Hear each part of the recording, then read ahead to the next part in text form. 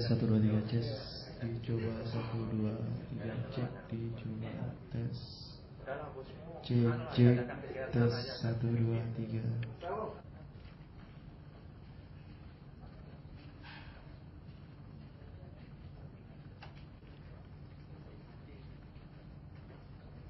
Sebentar Bang ya.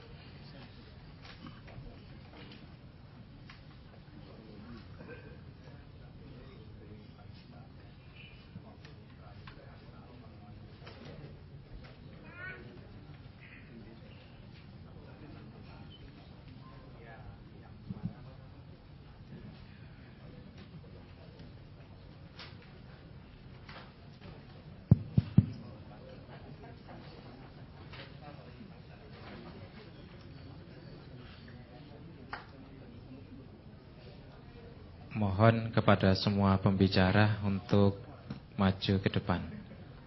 Waktu sudah jam 1.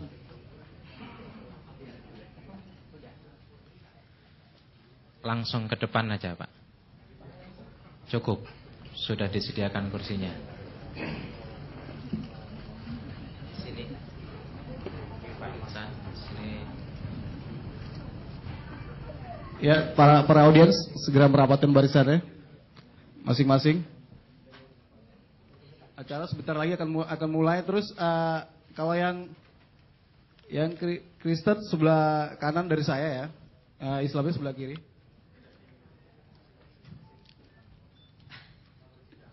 Nah, nanti.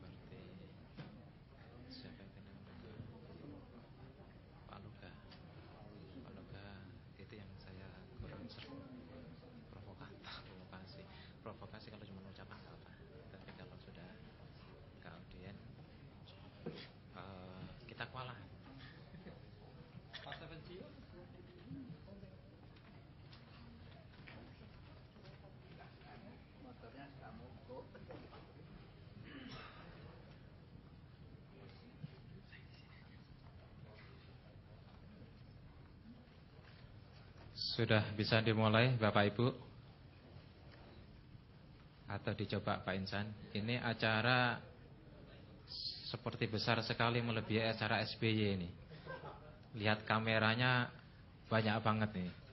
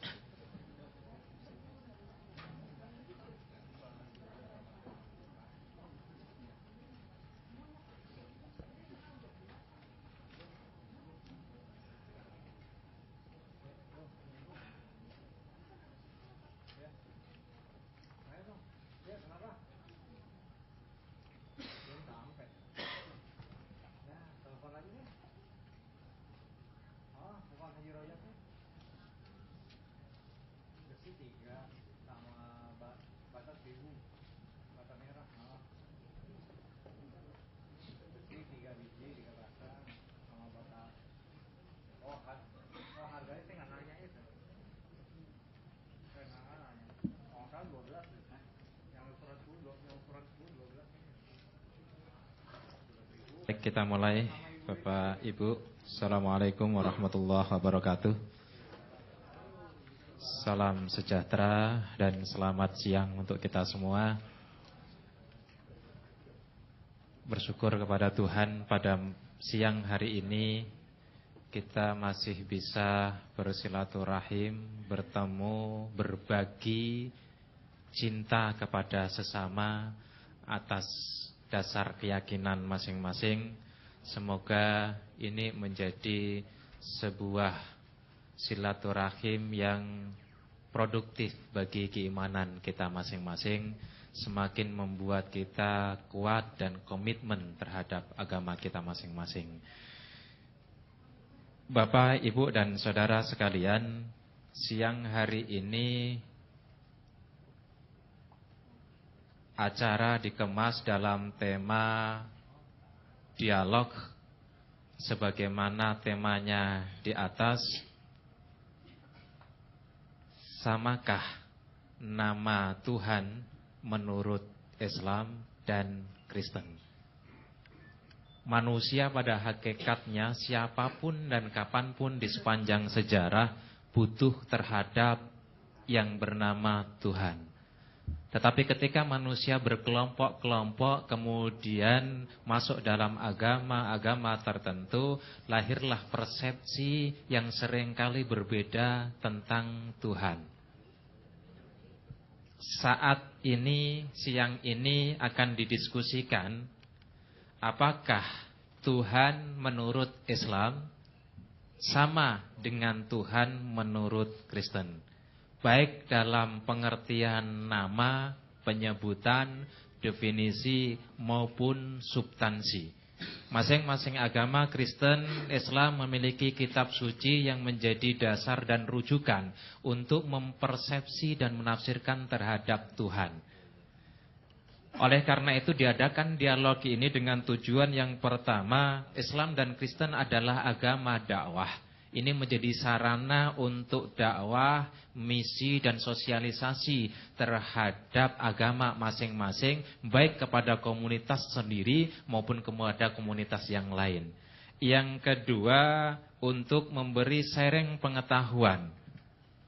Bagaimana sih sesungguhnya Tuhan dalam persepsi Islam itu? Barangkali itu bermanfaat bagi komunitas Kristen. Begitu sebaliknya, bagaimana persepsi tentang Tuhan menurut Kristen? Barangkali itu juga bermanfaat bagi umat Islam. Dan yang ketiga, sekaligus sebagai sebuah klarifikasi. Barangkali persepsi Islam terhadap Kristen ada kekeliruan, atau sebaliknya, persepsi Kristen terhadap Islam selama ini ada juga kekeliruan. Inilah media, inilah sarana, inilah tempat untuk saling mengklarifikasi dengan bijak, sehingga ketika kita pulang dari sini membawa satu value, nilai makna yang bisa memberi arti penting bagi keberagamaan kita untuk masa-masa meniti sejarah berikutnya. Demikian Bapak, Ibu, Saudara sekalian, sebagai pengantar tidak mungkin saya akan perpanjang, takut saya menjadi penceramah tunggal nanti. Ini tegang semua ini. Kita sebelum saya kenalkan kepada masing-masing, kita beli aplaus dulu kepada 5 pembicara kita. Saya yakin semua yang hadir di sini belum makan siang, tapi tidak mengurangi semangat. Ya. Termasuk pembicara juga belum pada makan siang ini. Gak tahu panitia belum menyediakan. Baik, saya perkenalkan satu persatu. Di sebelah kiri saya, beliau usianya cukup senja, tapi wajahnya sangat muda. Pak Kirsom bin Mose, lahir di Kediri 20 Agustus 65. Aktivitas sehari-hari adalah dosen teologi, terbang Jakarta, Malang, Jawa Tengah, dan seterusnya. Di sebelah paling pojok, Bapak Stephen G. Lahir di Pontianak tanggal 16 Mei 1964. Aktivitas sehari-hari adalah rohaniawan Kristen. Dan kemudian di sebelah kanan saya adalah Pak Mas'ud SM. Saya tanya, SM singkatan apa Pak? Surabaya Malang katanya. Lahir di Sidoarjo 5 Januari 68. Sekarang aktivitas sebagai pengurus Muhammadiyah.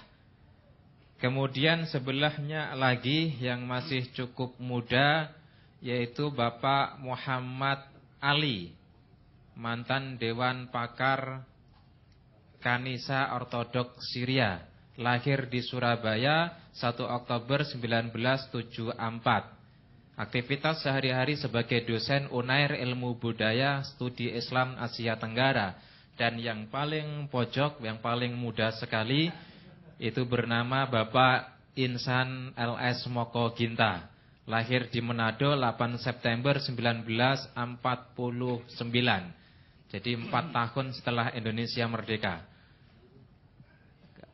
Adalah seorang ustadz penceramah yang spesial terkait dengan kristologi.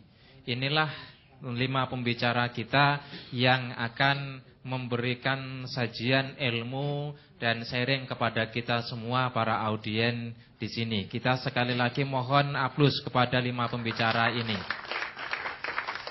Ini aplusnya kayak nggak semangat ini. Lemes itu. Semangat kalau gini nih, ya. Baik Bapak, Ibu, teknisnya adalah 15 menit masing-masing memberikan representasi.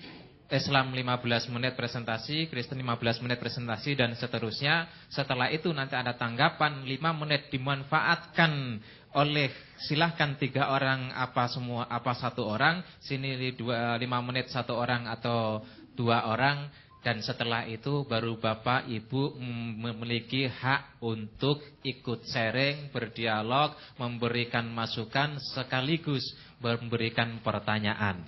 Ya. Jadi Bapak Ibu, mari kita dengarkan pembicara yang pertama, yaitu siapa dulu ini? Pak Mas'ud. Pak Mas'ud SM. Pak Mas'ud SM, Semarang Malang sekarang.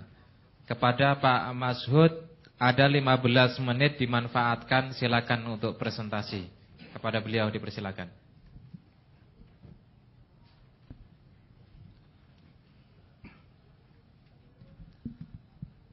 Assalamualaikum warahmatullahi wabarakatuh.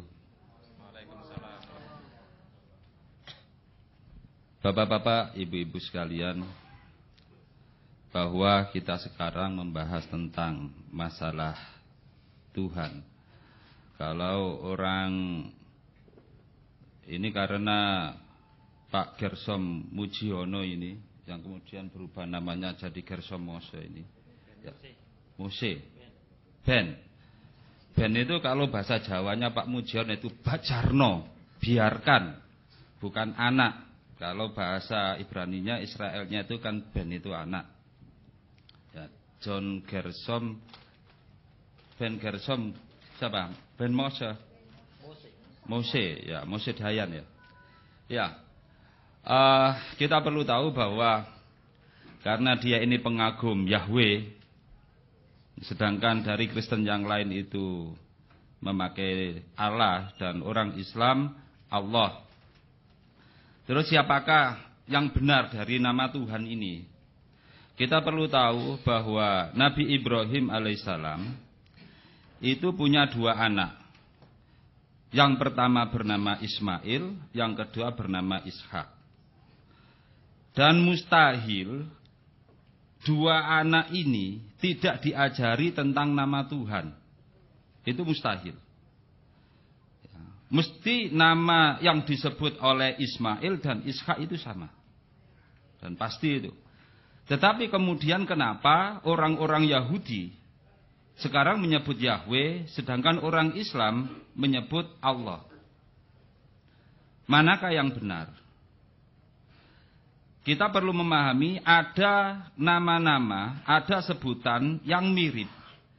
Tetapi kemudian itu ada pergeseran. Contohnya begini.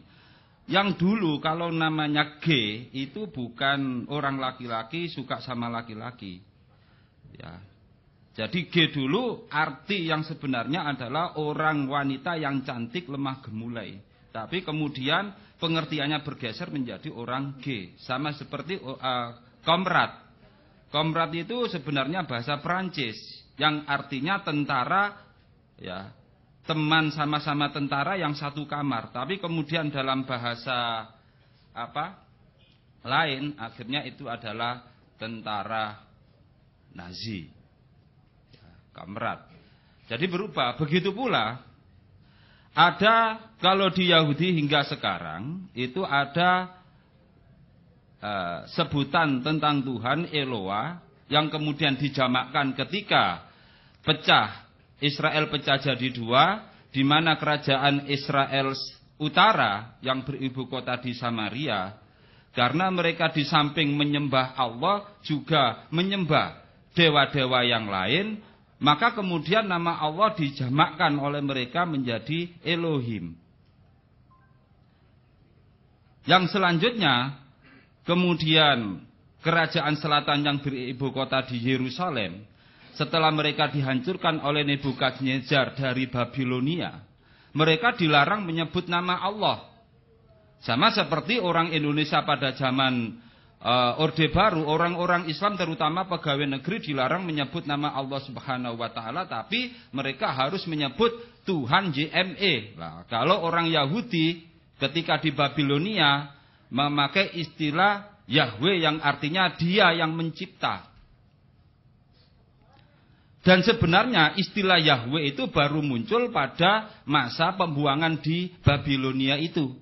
Yaitu sejak tahun 586 sebelum Masehi. Sebelumnya tidak ada nama Yahweh. Dan ini memang nama yang paling antik. Orang Arab tidak ngerti.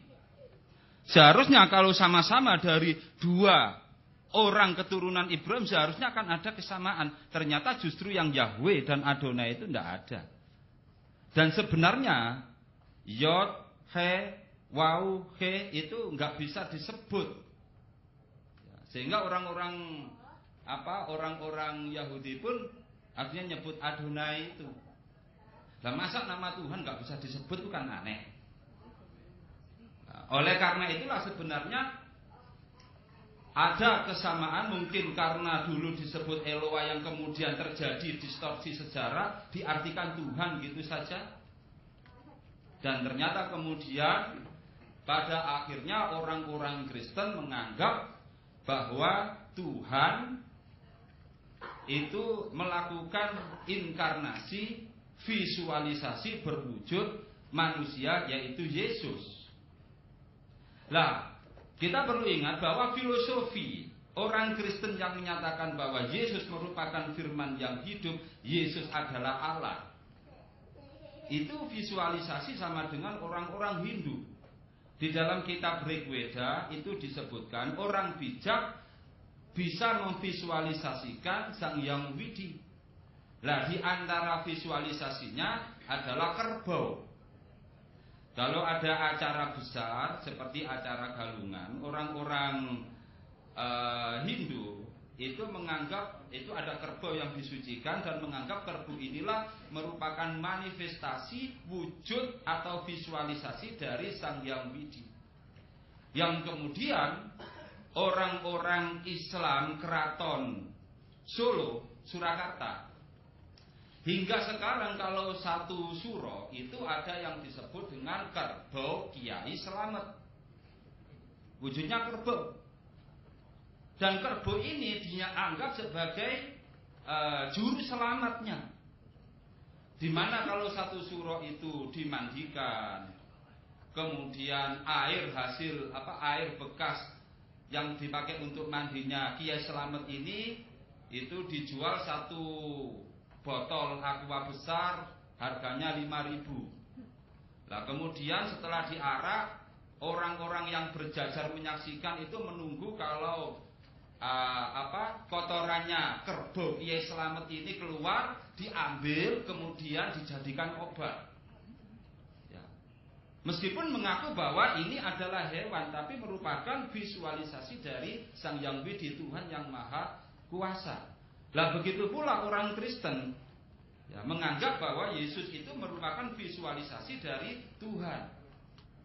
Tetapi ada perbedaan. Kalau memang dia itu visualisasi Tuhan, sebagai contohnya kalau kerbau itu dianggap visualisasi Tuhan oleh orang-orang Surakarta, ya, air bekas mandinya dijadikan obat, kotorannya direbut. Pernahkah di dalam kitab orang Kristen itu ada cerita bekas mandinya Yesus ya, dipakai rebutan dijadikan obat, terus mereka juga berebut kotorannya Yesus? Ada enggak ayatnya?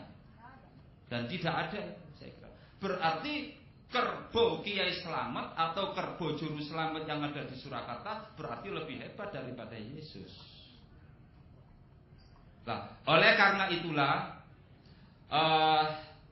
tampaknya karena ini kita perlu mengetahui bahwa di dalam kitabnya orang Kristen sendiri, yaitu dalam Kejadian pasal 6 ayat 5 sampai 6, itu contohnya seperti diceritakan bahwa Tuhan menyesal hatinya pilu karena telah menjadikan manusia di muka bumi, dan ternyata hati manusia cenderung pada kejahatan. Ini kalau menurut Islam itu mustahil Tuhan itu menyesal hatinya pilu, itu mustahil. Sebab Allah itu maha mengetahui segala-galanya. Apa yang telah terjadi, apa yang sedang terjadi, dan apa yang akan terjadi itu pasti tahu. Innallaha alimun hakim. Sesungguhnya Allah itu maha tahu lagi maha bijaksana. Saya kira itu dari kami, dilanjutkan oleh yang lain nanti, tapi ya, nanti insya Allah setelah ini dari pihak Kristen. Ya, terima kasih. Baik, terima kasih Pak Masud. Tepuk tangan untuk Pak Masud. Yang kedua, kita berikan waktu kepada Bapak Garsong 15 menit. Kepada beliau dipersilahkan. Belum, bukan.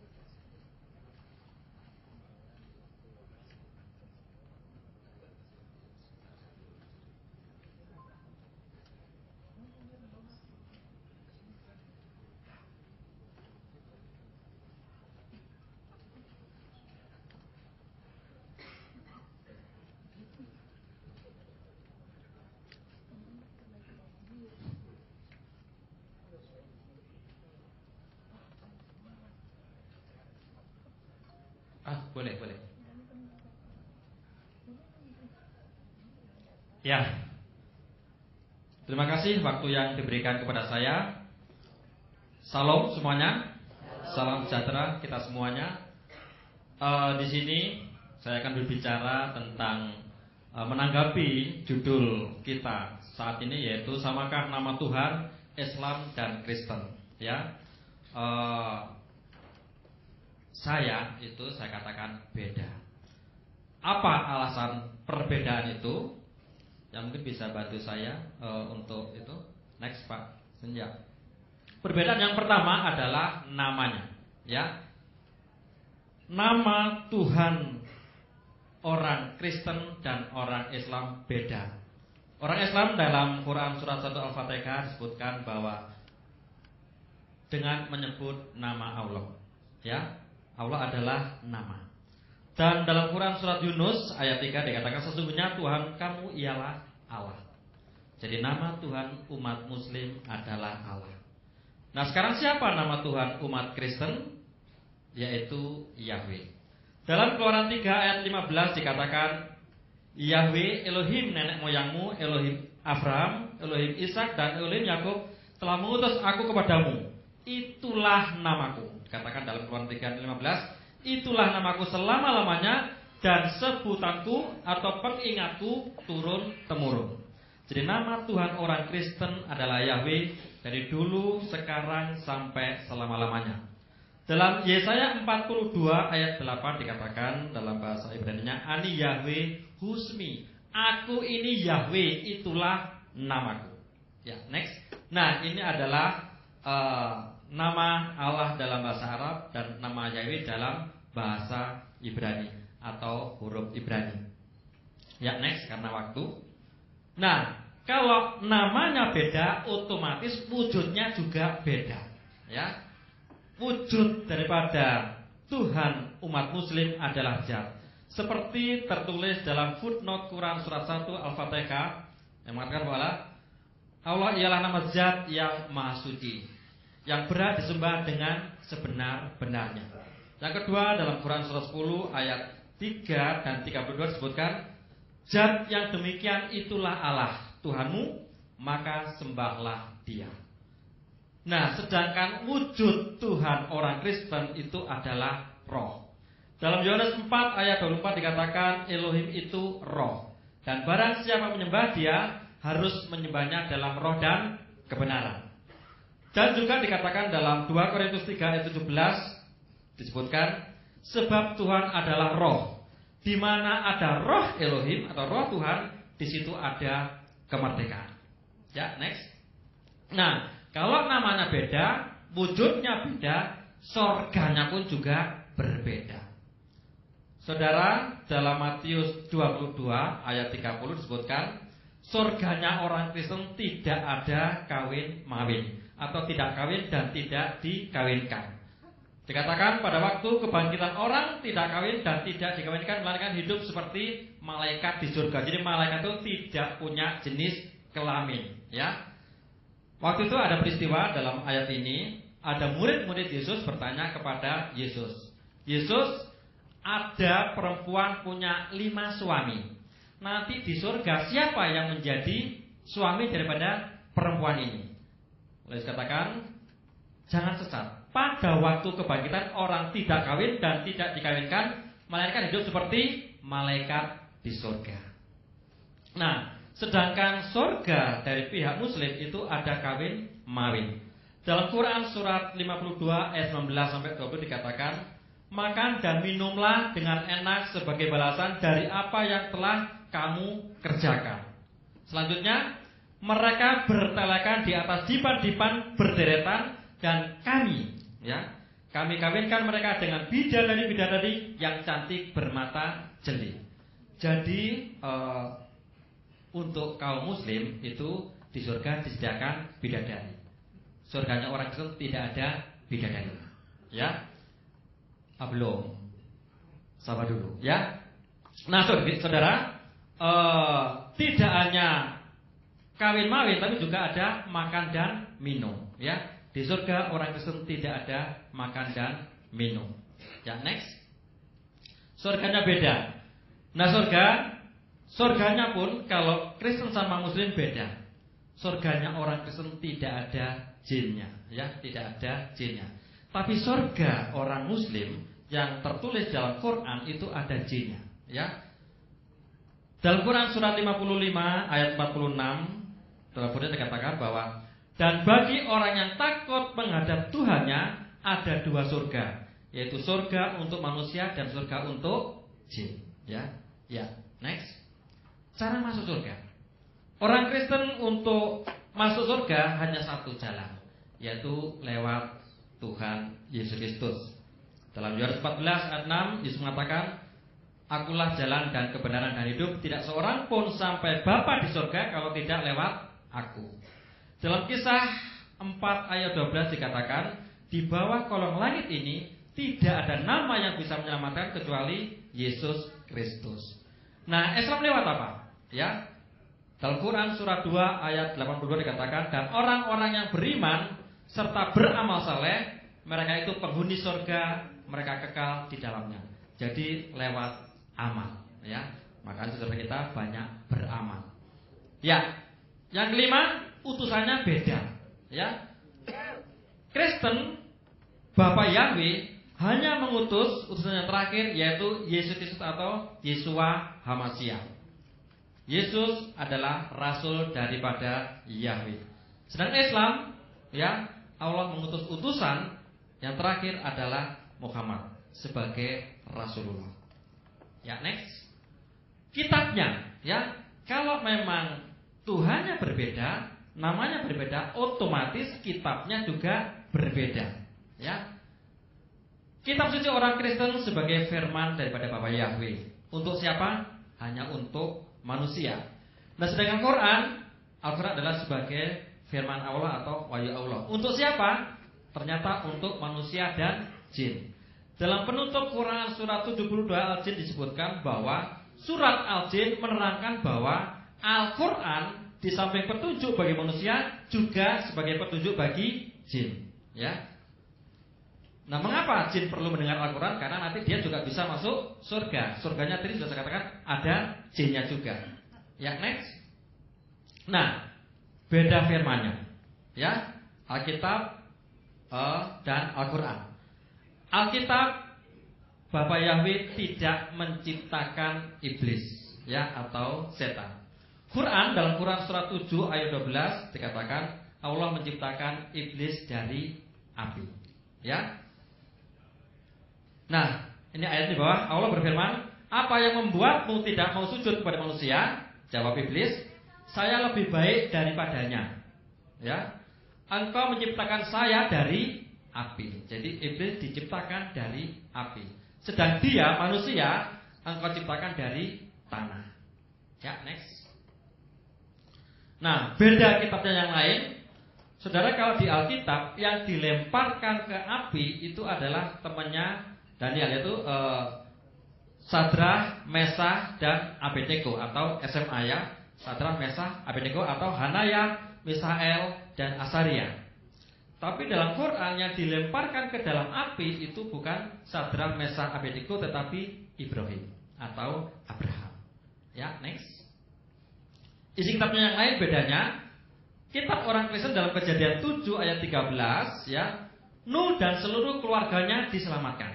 Ya, Nuh dan seluruh keluarganya diselamatkan. Ternyata di Al-Quran anak Nuh meninggal. Dalam Quran surat 11 ayat 42 sampai 43 dikatakan, Nuh memanggil anaknya, hai anakku, naiklah ke kapal bersama kami dan janganlah kamu berada bersama orang-orang yang kafir. Anaknya menjawab, aku akan mencari perlindungan ke gunung yang dapat memeliharaku dari air bah. Nuh berkata, tidak ada yang melindungi hari ini dari azab Allah selain Allah saja, yang maha penyayang, dan gelombang menjadi penghalang antara keduanya. Maka jadilah anak itu, anaknya Nuh, termasuk orang-orang yang ditenggelamkan, jadi mati. Next. Isi kitabnya, ya. Masih perbedaannya. Alkitab, Yesus dilahirkan oleh Maria di dalam kandang binatang. Dalam Lukas 2 ayat 6 sampai 7. Al-Quran, Isa dilahirkan Maryam saudara Harun di bawah pohon kurma. Nah saudara, ternyata antara Maria dan Maria yang saudara Harun itu jaraknya jauh berbeda, 1.500 tahun, kurang lebih 1.500 tahun. Ya, next. Isi kitabnya yang beda yang lain. Yesus adalah anak Bapa Yahweh. Dalam Matius 3:17 dikatakan, inilah anakku yang kukasihi, kepadanyalah aku berkenan. Tapi dalam Quran surat 112 ayat 3, Allah tidak beranak dan tidak diperanakan. Jadi Allah tidak punya anak. Yang punya anak hanya Bapa Yahweh. Next. Isi kitabnya masih yang beda. Alkitab, Bapa Yahweh bersumpah demi dirinya sendiri. Dalam Yeremia 22 ayat 5 dikatakan, aku bersumpah demi diriku. Ya. Dalam Mazmur 89 ayat 36 dikatakan, aku bersumpah demi kekudusanku. Mengapa Bapa Yahweh bersumpah demi dirinya sendiri? Karena tidak ada yang lebih tinggi daripada Dia. Al-Quran menyebutkan Allah bersumpah demi ciptaannya. Banyak sekali ya, ini banyak sekali, cuma 3. Dalam Quran surat 81 ayat 15, aku bersumpah dengan bintang-bintang. Yang kedua, aku bersumpah dengan apa yang kamu lihat. Nah saudara, waktu saya baca yang terakhir ini, Quran surat 70 ayat 40, saya jadi bingung. Perhatikan, aku bersumpah dengan Tuhan. Ya, aku bersumpah dengan Tuhan. Aku ini Allah bersumpah dengan Tuhan yang mengatur matahari, bulan dan bintang. Sesungguhnya kami ini siapa? Ya, mungkin nanti pembicara dari pihak Muslim bisa menjelaskan. Sesungguhnya kami benar-benar maha kuasa. Ya, next. Isi kitabnya yang beda yang lain. Yahweh atau Yesus menyelamatkan. Ya, banyak ayat-ayatnya. Sambil satu contoh, dikatakan dalam Yesaya 34 ayat 16, yang hilang akan kucari, yang tersesat akan kubawa pulang, yang luka akan kubalut, yang sakit akan kukuatkan. Nah saudara, ternyata dalam Al-Quran tidak, saudara ya, Allah bisa mesesatkan orang. Dalam Quran surat 35 ayat 8 dikatakan, maka sesungguhnya Allah menyesatkan siapa yang dikehendakinya. Dalam Quran surat 39 ayat 23 dan 36 disebutkan, dan siapa yang disesatkan oleh Allah, maka tidak ada seorang pun memberi petunjuk baginya. Ya, next. Kitabnya, ya. Dalam Matius, Markus, Lukas, Yohanes dikatakan bahwa Yesus mati di salib. Dalam Quran surat An-Nisa ayat 157 dan 158, Isa tidak mati di salib, tetapi diangkat langsung ke surga. Yang disalib adalah orang yang diserupakan dengan Isa. Jadi di Quran Isa tidak disalib. Next. Nah, beda kitabnya yang lain, yang dikorbankan oleh Abraham dalam Alkitab itu adalah Isa. Tetapi dalam Al-Quran yang dikorbankan adalah Ismail. Ya, next. Kesimpulan. Ya, kesimpulan terakhir. Tuhan Kristen beda dengan Tuhan Islam. Namanya berbeda. Nama Tuhan orang Kristen adalah Yahweh, dan nama Tuhan orang Islam adalah Allah. Yesus juga berbeda dengan Muhammad. Sorganya pun juga berbeda antara Kristen dengan Islam. Ya, Alkitab isinya beda dengan Al-Quran juga. Waktu habis. Ya, terima kasih. Tuhan memberkati kita semua. Kita beri tepuk tangan kepada Pak Gerson. Yang datang cuma 40, yang tepuk tangan 2. Harusnya kalau sadar datang sedikit, tepuk tangan bareng semua ini. Semangat ini. Makin siang makin semangat. Terima kasih. Menurut Pak Gerson jelas bahwa Tuhan orang Islam dengan Kristen beda, baik dalam nama, pengertian, dan konsekuensi yang lain. Tuhan dalam Kristen adalah Yahweh dan punya anak. Tuhan dalam Islam adalah Allah dan tidak punya anak. Oleh karena itu juga di dalam menyediakan surga, di dalam Tuhan Kristen tidak akan pernah menyesatkan. Tuhan Islam berhak untuk menyesatkan hambanya. Begitu juga di dalam surga. Di dalam Kristen, surga itu seperti manusia akan digiring ke sana seperti malaikat, tidak butuh kawin. Sementara di alam Islam, surga menyediakan seorang bidadari. Silakan kepada pembicara yang kedua, Bapak Ali Menahem Ali. Kepada beliau 15 menit dipersilahkan.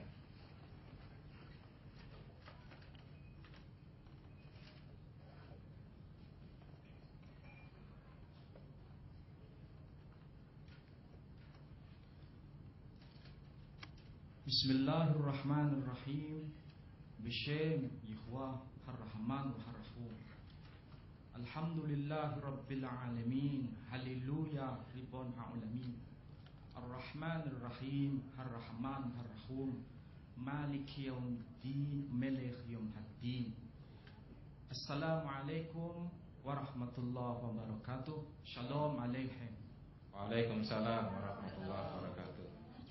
Bapak-bapak dan ibu-ibu yang berbahagia, apa yang saya akan perbincangkan ini mungkin tidak akan bergeser dari tema yang ada di sini. Karena yang baru saja diutarakan oleh pembicara sebelum saya banyak mencakup tema-tema lain, sehingga tidak akan terfokus pada persoalan ini. Jadi saya akan bicara hanya dalam konteks ini juga.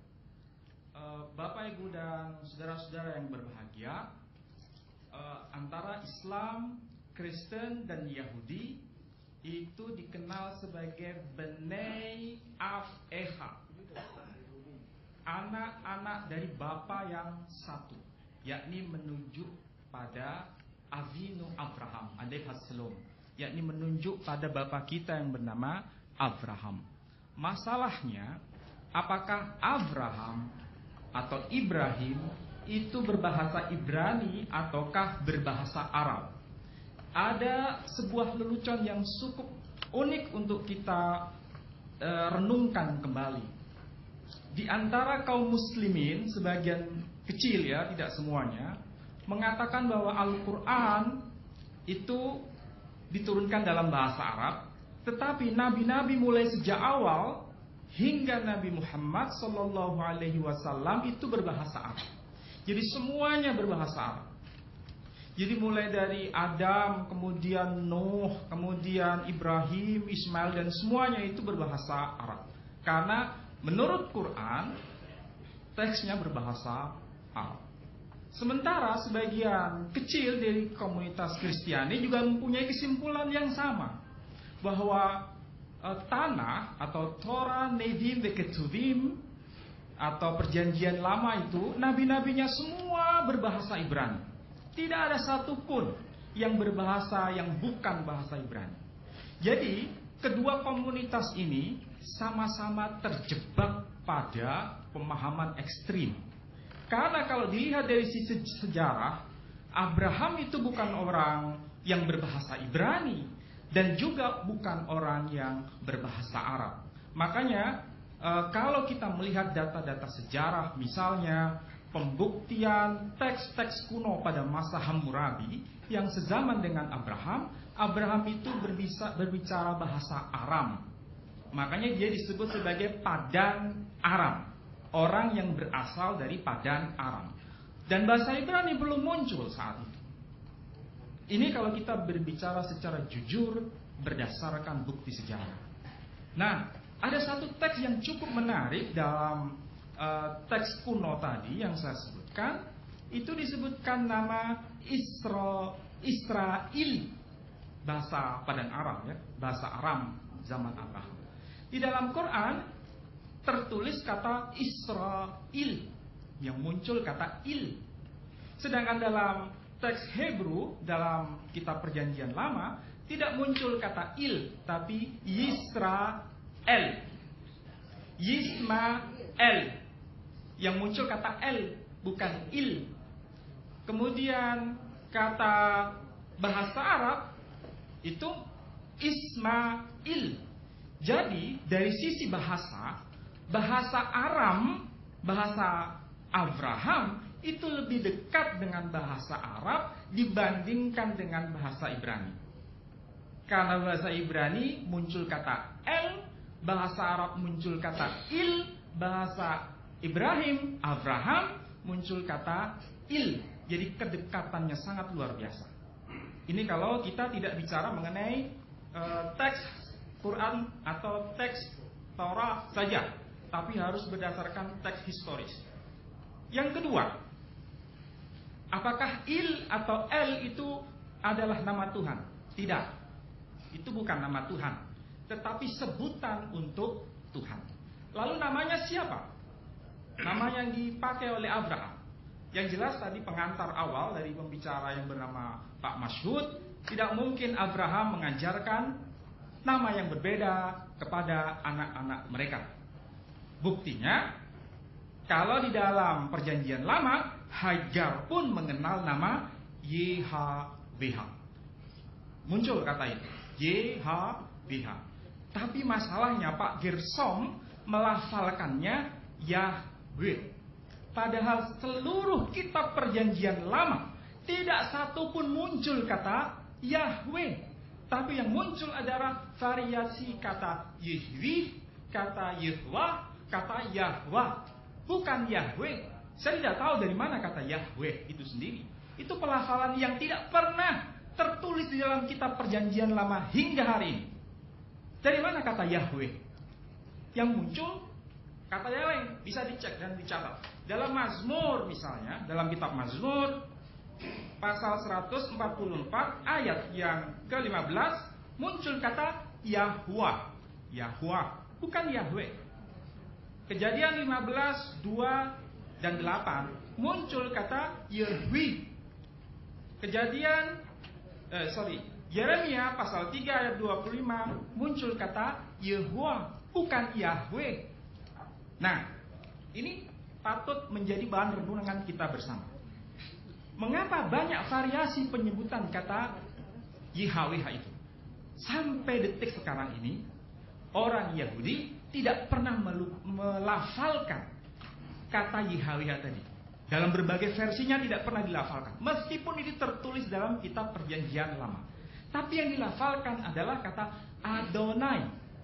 Jadi misalnya Shema Yisrael YHWH Eloheinu Adonai Echad. Kalau dibunyikan mereka Shema Yisrael Adonai Eloheinu Adonai Echad. Jadi YHWH tidak dilafalkan Yahweh atau Yihwi atau Yehwa, tapi diganti dengan Adonai. Jadi semuanya tidak pernah diucapkan. Nah, kalau dari pendekatan linguistik bahasa, kebetulan saya di kampus Airlangga itu mengajar Semitic languages. Jadi a comparative of Semitic languages, perbandingan bahasa-bahasa Semitik, bahasa-bahasa Timur Tengah. Bahasa Timur Tengah itu satu, bahasa Ibrani atau Hebrew. Kedua, bahasa Aram atau Suryani. Di pesantren disebut Suryani. Ketiga, bahasa Arab. Nah, ini yang cukup aneh begini. Kalau huruf Yod dalam bahasa Ibrani itu bentuknya menjadi huruf alif dalam bahasa Arab. Contoh, kata Yitzhak huruf Yod, nama Yitzhak menjadi Ishak. Kata Yishmael, Yod Yismael dalam bahasa Arab menjadi Ismail. Yod berubah menjadi huruf alif. Lalu apa hubungannya dengan YHWH dan ALLH? Mungkin diantara kita ada yang alergi dengan kata Allah. Menyebut nama Allah pun alergi, apalagi menuliskannya ALLH. Keduanya sebetulnya tetragrammaton, 4 huruf suci.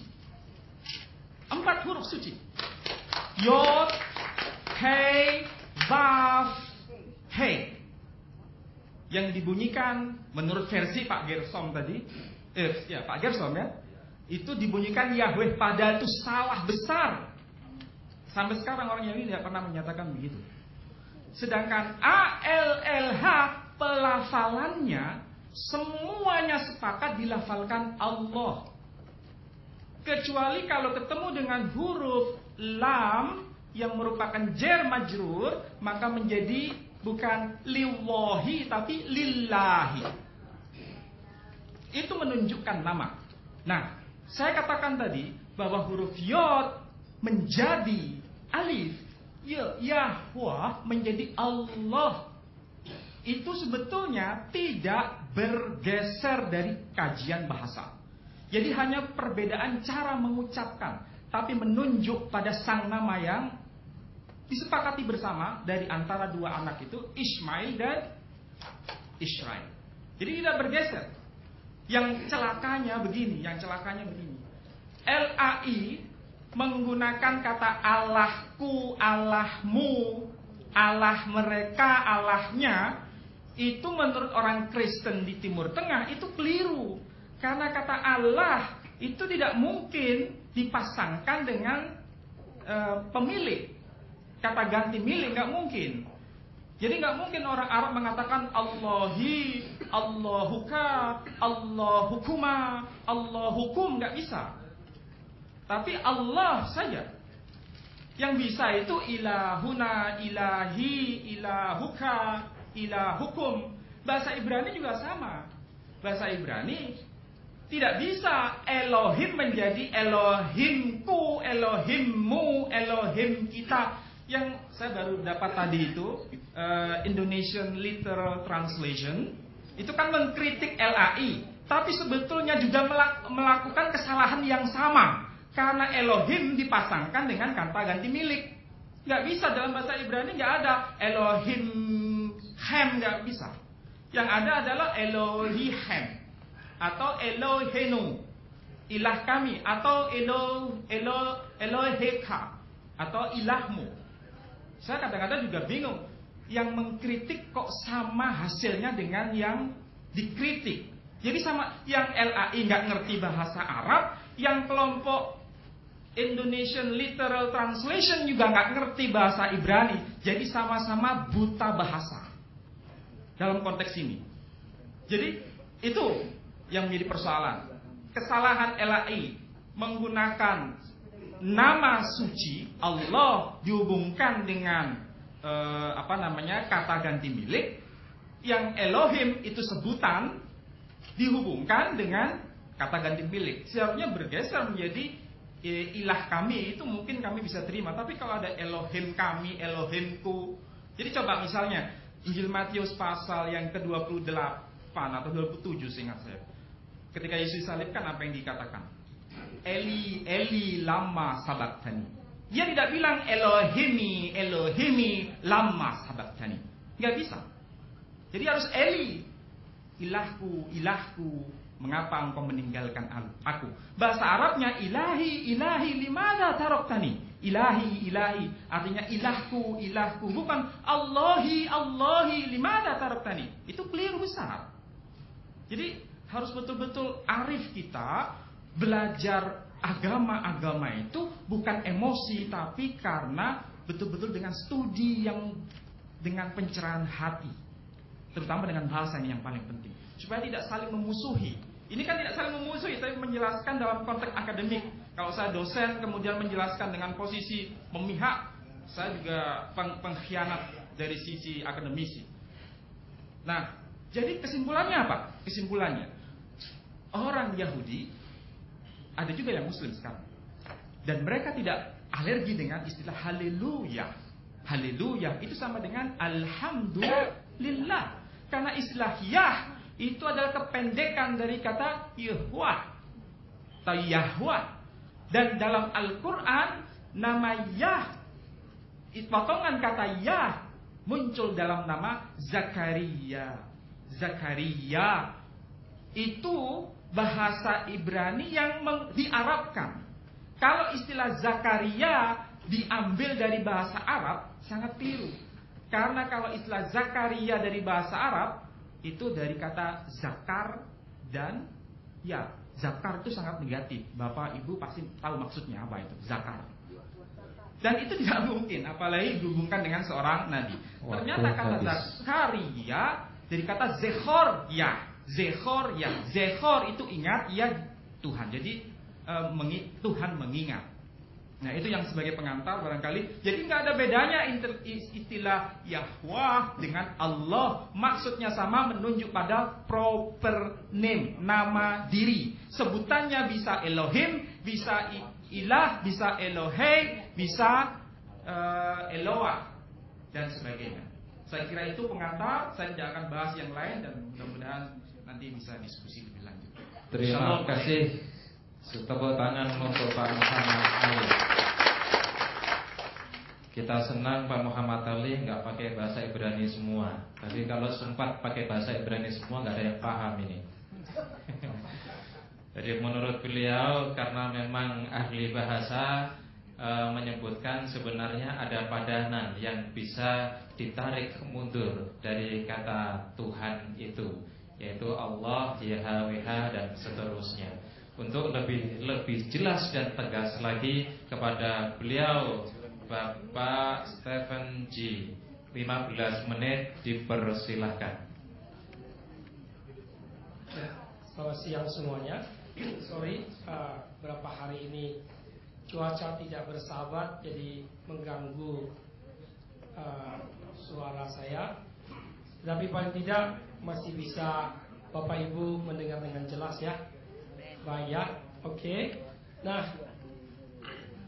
saya secara pribadi berterima kasih kepada pembicara sebelum saya dengan pendekatan linguistik yang sangat baik sekali, di mana yang pada kesempatan suatu waktu bisa lebih banyak belajar tentang linguistik tersebut. Itu sangat baik sekali. Ya, saya memberi appreciate terhadap Bapak Eli ya, Pak Ali ya. Baik, thank you Pak. Nah, baik, Bapak Ibu saudara terkasih dalam Tuhan,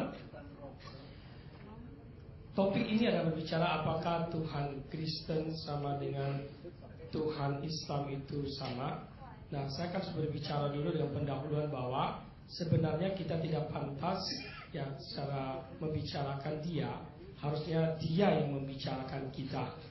Ya, ini pertama dulu, ingat baik-baik, sebab kita tidak boleh mengkerangkeng, mengikat dia dengan gambaran kita manusia yang terbatas, tapi biarlah firman-Nya sendiri yang berkata pada kita. Pendekatan dengan filsafat ontologis apapun, metafisis apapun, tidak bisa menjelaskan dia seutuhnya. Tapi paling tidak kita memiliki pegangan yang pasti, yaitu kitab suci yang ada di tangan kita diberikan. Nah, karena itu, maka pada diskusi ini Bapak Ibu bisa melihat misalkan ada satu tema, apakah sama enggak? Berarti kalau bicara apakah sama, berarti ada tendensi ruang untuk mengatakan itu berbeda. Nah, tadi saya melihat pembicara sebelum saya tidak tahu apakah beliau penganut pluralisme atau pluralistik. Saya tidak tahu, karena beliau pun hanya menyetop sampai di pendahuluan. Saya belum tahu setelah itu apa nextnya. Baru bisa ditentukan beliau ini berdiri pada posisi sebagai sosok dengan filsafat pluralismenya. Oke, tapi saya tidak masuk di situ Pak ya. Baik, tapi saya akan masuk di sini bahwa Tuhannya orang Kristen, saudara, tentu bernama Yahweh. Saya sempat dikritik bahwa itu varian penyebutannya itu macam-macam, karena itu dari kata Yod He Wo He yang tidak bisa dilafalkan.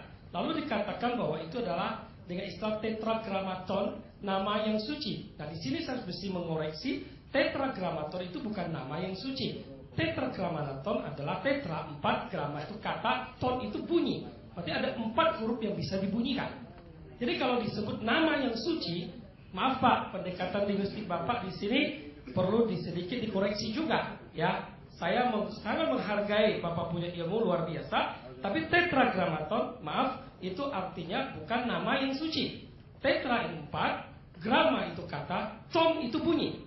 Saudara dengan kata istilah jun, arti bunyi. Berarti ada 4 huruf yang bisa dibunyikan. Memang betul, seluruh abjad-abjad Ibrani itu tidak ada huruf hidup.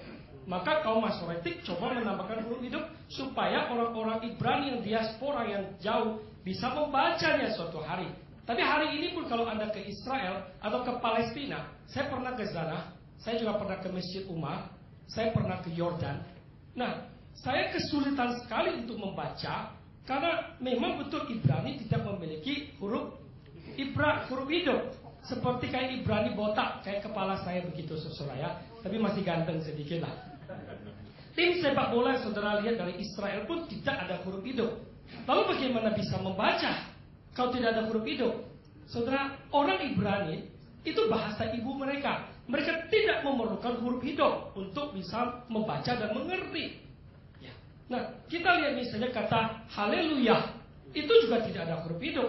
Harusnya jangan dibaca haleluya dong. Baca aja hililui atau hololulu atau sebagainya. Kata amin dari kata alef, ya toh? Amin bisa saja dibaca umin atau omon atau umun. Karena tidak ada huruf hidup. Tapi kenapa bisa dibaca amin? Kenapa bisa dibaca Israel, Yerusalem, dibaca Abraham? Karena memang mereka membacanya seperti begitu. Contohlah kalau saya tulis sekarang, yaitu JRK, SRB, ya, JKT, TDK, JH. Berarti kan kita langsung bisa membaca di otak kita. Jarak dari Jakarta Surabaya tidak jauh. Nah, sekalipun tidak ada huruf hidup, itu bukan singkatan, Pak. Itu tidak ada huruf hidup. Kalau suruh orang Belanda baca, beginners, dia akan datang dengan pusing, pulang juga dengan sempoyongan. Karena memang bukan bahasa dia. Sama saja kalau kita tulis KPD YTH, yaitu kepada yang terhormat. Orang Belanda yang baru belajar tidak mengerti, tapi kita langsung tahu membacanya. Orang Ibrani juga sama, dia langsung tahu membacanya. Saya setuju juga dengan Bapak, mau dibaca Yahweh, Yuhu, Yahweh, Yehova, no problem. Yang penting pribadi itulah yang menciptakan langit dan bumi. Itu dia. Saya setuju, Pak. Nah, jadi varian penyebutan Yahweh, saya kira itu tidak perlu didebatkan atau dibicarakan pada konteks ini. Konteks ini berbicara sama nggak Tuhannya orang Kristen dengan Tuhannya orang Muslim. Itu yang paling penting, ya harus kita bicarakan. Tapi saya tangkap tadi ada aura suasana Bapak sebelum saya kadang lupa menyebut nama Pak Ali ya. Pak Ali yang terhormat, dosen yang sangat baik. Saya senang ya. Saya belum tahu posisi beliau ini pluralisme atau masih tetap mengandung filsafat pluralistik. Saya sih pluralistik, tapi saya tidak pluralisme. Saya setuju perkataan ketua FPI itu siapa? Habib Rizik, ya. Beliau waktu diwawancara, dia bilang pluralisme itu merusak akidah, merusak hakikat iman, merusak credo of faith. Saya setuju. Tapi dia bilang saya berdiri pada pluralistik. Artinya apa? Dalam keberbagai bedaan kita, tapi kita tetap satu bangsa, satu cinta kepada negara, satu apa lagi? Satu hati yang sebagai manusia. Maka disebut saudara. Saudara itu kalau mau diplesetin, sa itu satu udara. Jadi kita ini satu udara gitu. Ya kan? Tetapi ya Tuhan saya tidak sama dengan Tuhan Anda. Tapi apakah saya tidak bisa membangun negara ini bersama-sama dengan tanpa perlu menghina Anda? Sebaliknya Anda juga tidak perlu menghina kami. Ya kan? Kita jaga sikap itu. Kita pelihara sikap itu. Kami di Kristen akan khotbahkan Allah bukan Tuhan kita, Dia bukan pencipta. Oke, itu dalam intern saya. Tidak perlu saya teriak-teriak di pasar. Ya kan? Tidak perlu saya teriak di pasar Senen dan Tanah Abang. Saya bisa digantung gitu. Ya kan? Sebaliknya juga. Ya kan? Hindarilah. Saya pikir bahwa hal-hal yang menyinggung. Tapi kalau dalam pembinaan secara internal, baik di surau, di masjid, atau di gereja, ya kami harus pastikan bahwa Tuhan Anda, jangankan bilang Allah, Siddhartha Gautama aja saya tidak mengakui dia Tuhan. Ya kan? Brahma Shiva, Wisnu pun juga tidak kami akui sebagai Tuhan. Kalau ada orang Islam tanya sama saya, Pak, bagaimana menurut Kristen? Muhammad itu Nabi bukan? Saya mengatakan, maaf, itu bukan kepercayaan saya, dia bukan Nabi menurut iman Kristen. Betul tak? Sama ketika saya harus bertanya kepada Anda, saudara percaya Yesus itu Tuhan? Saya pikir seluruh Muslim akan mengatakan tidak. Tapi apakah dengan demikian lalu kita bermusuhan? Saya pikir tidak boleh itu terjadi. Ya kan? Kita tetap bersama-sama satu bangsa, tetapi tetap mempertahankan Saya setuju dengan Buya Hamka mengatakan, seorang yang mengatakan semua agama itu sama, dia adalah pengkhianat agama itu sendiri. Buya Hamka pernah mengatakan, pengkhianat agama adalah mengatakan semua agama itu sama. Tadi sempat sudah disampaikan Bapak Pendeta Gersom memberikan perbedaan Yahweh dan Allah itu tidak sama. Nah, karena itu apa panggilan kita? Apa tujuan kita? Apa sebenarnya kerinduan kita? Mari kita coba mencari kebenaran itu. Mari kita coba telurusi kebenaran itu. Terutama kita akan tanya, siapakah juru selamat itu yang sesungguhnya?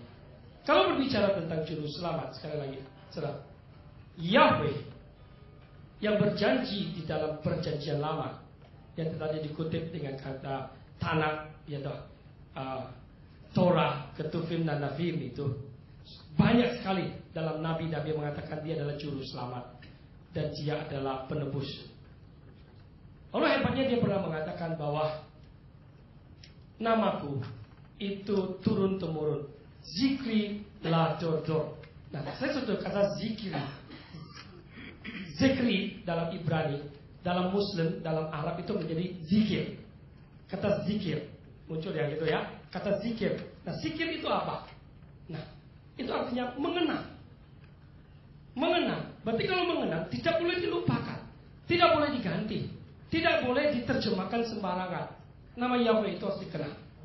Nama Yahweh itu harus dipaderikan kuat. Turun temurun, sekri. Nah, bahasa Yunaninya adalah menomosubon. Menomosubon itu artinya a memorial, suatu pengingat baginya. Maka dalam kekristenan dan ritual komuni itu ada perjamuan kudus, perjamuan Tuhan. Sampai katakan, kenanglah akan diriku. Ini memakai satu kata yang sama, kata yang berbeda, satu Yunani, Greek, satu Ibrani, tetapi dengan pengertian yang sama, mengenang. Nah, saya tidak mengerti bagaimana Muslim mengartikan dalam devosi dan homini mereka tentang zikir itu sendiri. Tetapi kata zikir itu sendiri sebenarnya dalam Ibrani adalah zikri, seger. Ya, seger artinya mengenang. Jadi Tuhan menginginkan namanya tidak boleh dilupakan. Nah, makanya nama itu masih ada, masih. Ketika dia datang menjadi juru selamat, yang kita kenal ketika malaikat berkata, namakan dia adalah Yeshua. Yeshua itu artinya apa? Yaitu Yahweh yang menyelamatkan. Kata Yesus itu tidak bisa diparsing. Itu Yunani nggak bisa diparsing. Ya, tidak ada artinya. Tapi kalau Yeshua Hamashiach itu bisa diparsing. Dalam Ibrani ketika diparsing dapatkan Yeh atau Yah, seperti pembicara Pak Ali mengatakan Syakariah, artinya Yahweh menghiburkan, Obadiah hamba Yahweh. Kalau dalam Muslim Abdullah hamba Allah. Kalau kami Obadiah hamba Yahweh, kata Obed, Abed itu ya. Nah, Bapak Ibu, jadi perhatikan bahwa Yeshua itu bisa diparsing menjadi Yahweh dan etimologi dari Yeshua itu dari kata Yasa, artinya penyelamat. Jadi didapatilah di dalam profil ini dia adalah Yahweh yang menggenapi janjinya di perjanjian lama, lalu dia masuk kepada sejarah manusia, dia masuk kepada perjanjian baru, dikenallah dengan nama Yeshua. Memang pada umumnya orang Kristen menyebut Yesus Kristus, tapi kalau kami menyebutnya Yeshua Hamashiach, ya artinya Yahweh yang menyelamatkan. Sesuai janjinya dia datang menyelamatkan. Oke, sebelum saya selesai, perhatikan saudara, nilai juru selamat, nilai profil juru selamat itu tidak tergantung hebatnya, besarnya dan berkuasanya. Dia mampu memimpin perang, dia mampu mempengaruhi manusia dengan ketangkasannya. Tidak diukur dari situ. Karena Mao Zedong pun juga hebat, Hitler juga hebat, Napoleon hebat, Muhammad juga hebat. Saya katakan semua adalah tokoh-tokoh hebat, tapi pada mereka tidak pernah ditemukan keselamatan. Saudara boleh cek di literatur. Kalau muncul kata Savior, selalu menunjuk Jesus Christ. Muncul kata Savior, menunjuk kepada Yeshua Hamashiach. Berarti apa? Dari situ secara implisit dan eksplisit memberitahu kepada kita bahwa keselamatan tidak tergantung kehebatan seseorang, ketangkasan seseorang, pengaruh seseorang dengan ketokohannya, tetapi tergantung apa? Tergantung kepada nilai kesucian hidupnya, nilai kekudusan hidupnya, Makanya Yahweh yang Maha Kudus Israel telah datang menjadi manusia dan dia kudus adanya. Sehingga membuat dia mengatakan, akulah jalan, akulah kebenaran, dan akulah hidup itu sendiri. Makanya dia berkata apa? Ego emi hoon, aku adalah dia. Dia ini siapa? Menyebut kepada PL, Yahweh.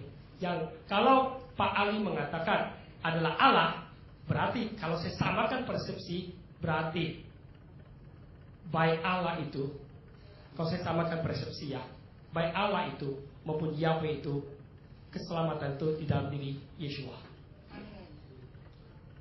Itu saja intinya. Berarti dialah yang disebutkan yang menyelamatkan. Makanya ego emi hoon. Nah ini sama pengertian ketika Musa bertanya kepada dia, siapa namamu? Dia berkata, Iye, Asher, Iye. Artinya aku ada yang aku ada. Nah ini sama paralel pengertiannya, yaitu dengan kata ego emi hoon. Akulah dia. Mana? Mana ada di dunia ini seorang nabi berani mengatakan, aku mengampuni dosamu. Bila mana Yesus adalah cuma sebatas nabi, dia tidak berani melanggar koridor itu. Justru karena dia Tuhan, dia berani mengatakan, pergilah, dosamu telah diampuni. Ego emi hoon. Itu dia. Terima kasih dari saya. Baik, tepuk tangan sekali lagi untuk Pak Stephen Lee.